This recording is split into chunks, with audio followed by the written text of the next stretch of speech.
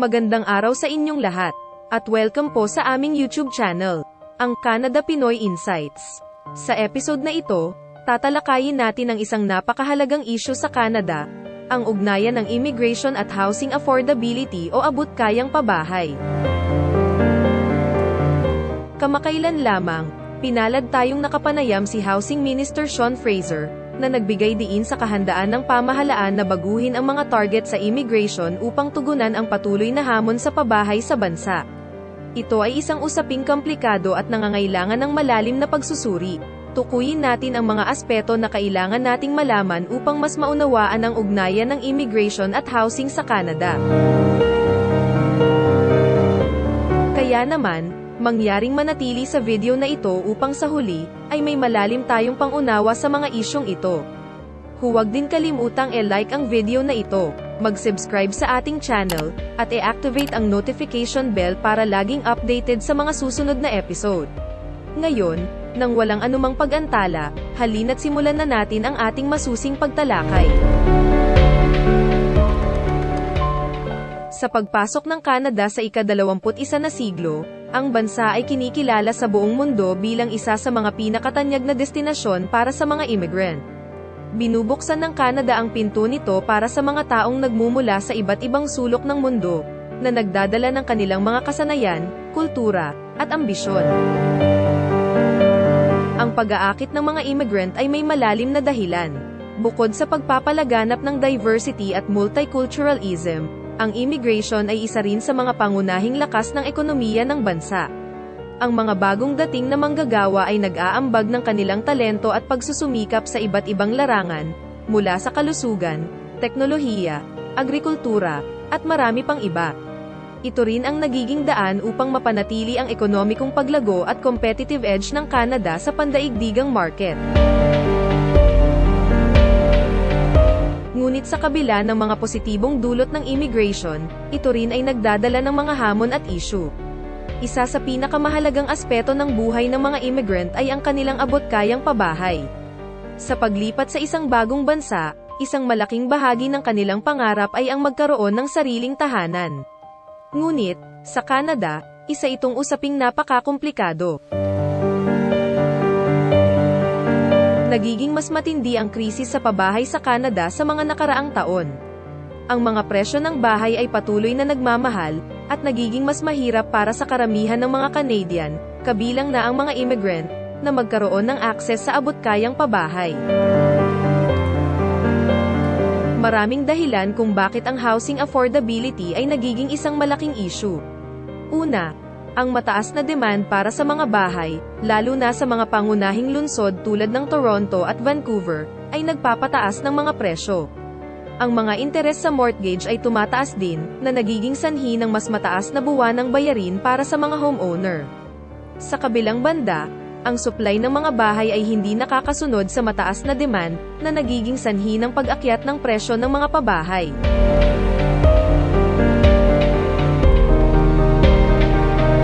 Ang inflation ay nagpapataas rin ng mga gastusin sa pang-araw-araw na buhay, kabilang ang bilihin at serbisyo. Lahat ng ito ay nagiging sanhi ng mas malalang krisis sa pabahay, na nagdudulot ng pag-aalala sa mga mamamayan at sa kanilang kakayahan na magkaroon ng mas matahimik at maayos na buhay. Sa kabila ng mga hamon sa housing affordability, ang pamahalaan ng Canada ay patuloy na nagtatakda ng ambisyosong mga target sa immigration. Noong Nobyembre 2022, inilabas ni Sean Fraser, na noon ay ministro ng Immigration, ang mga target na layuning tanggapin ang 465,000 na permanent residents sa 2023, 485,000 sa 2024, at 500,000 sa 2025. Layunin ng inisyatibong ito ang patuloy na mapalakas ang ekonomikong kaunlaran ng Canada sa pamamagitan ng pagtugon sa kakulangan sa mga manggagawa sa mga sektor tulad ng kalusugan, mga skilled trades, manufacturing, at teknolohiya. Sa unang tingin, maaaring isipin na ang pagtanggap ng mas maraming mga immigrant ay magpapalala lamang ng housing crisis. Ngunit kinikilala rin ng pamahalaan ang kahalagahan ng immigration sa ekonomiya ng bansa.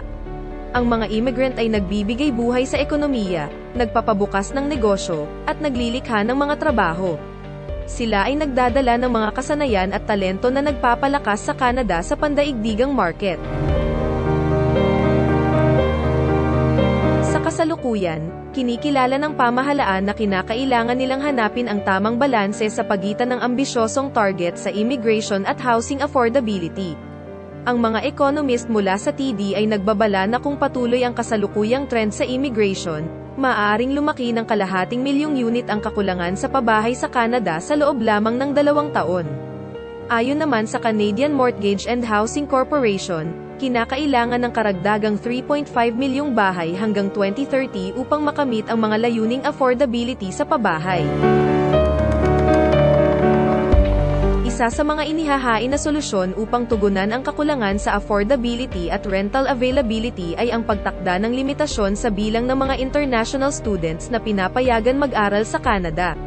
Ang cost of living at presyo ng pabahay sa Canada ay patuloy na tumataas, at ang mataas na interes sa mortgage, kakulangan ng supply, at matigas na inflation ay nagpaparamdam na sa mga Canadians.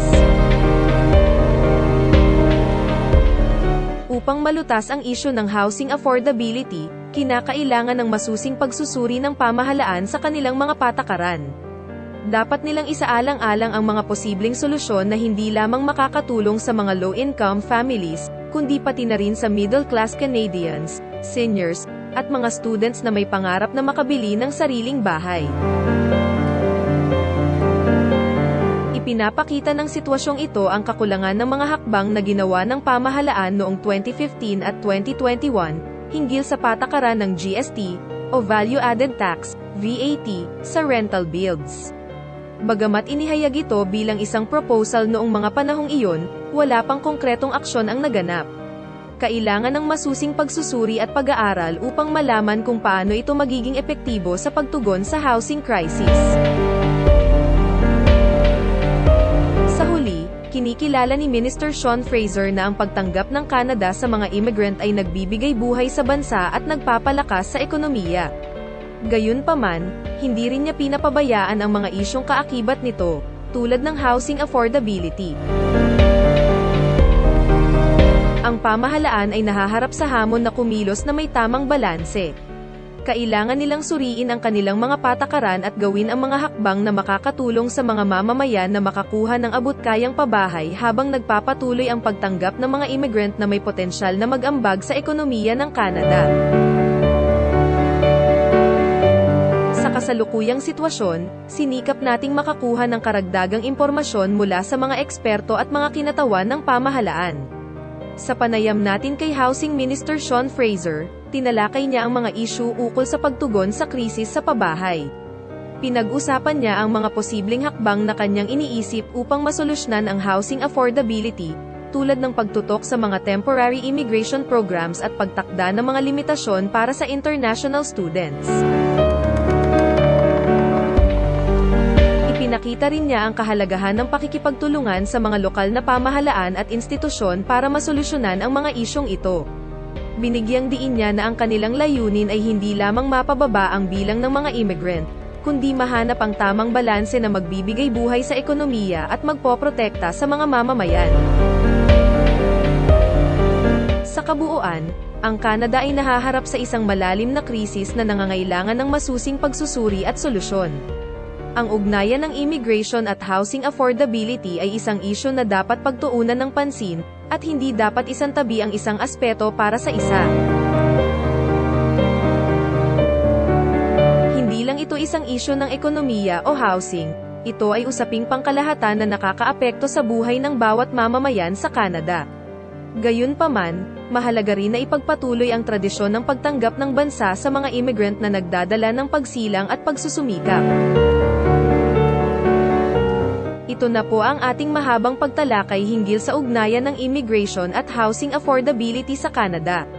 Kami po ay nagpapasalamat sa inyong pagpansin at pagsuri sa aming channel, ang Canada Pinoy Insights.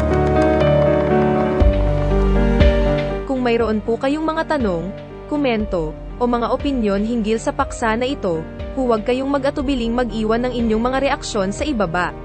Ito po ang inyong pagkakataon upang makibahagi sa makabuluhang usapan. Maraming salamat po sa inyong oras, at sana'y magpatuloy tayong magtulungan sa pag-unawa at pagsusuri ng mga mahahalagang issue dito sa Canada. Huwag kalimutang i-like ang video na ito, mag-subscribe sa ating channel, at i-activate ang notification bell para laging updated sa mga susunod na episode. Umaasa kami na mananatili kayong ligtas at malusog. Maraming salamat ulit, at hanggang sa susunod.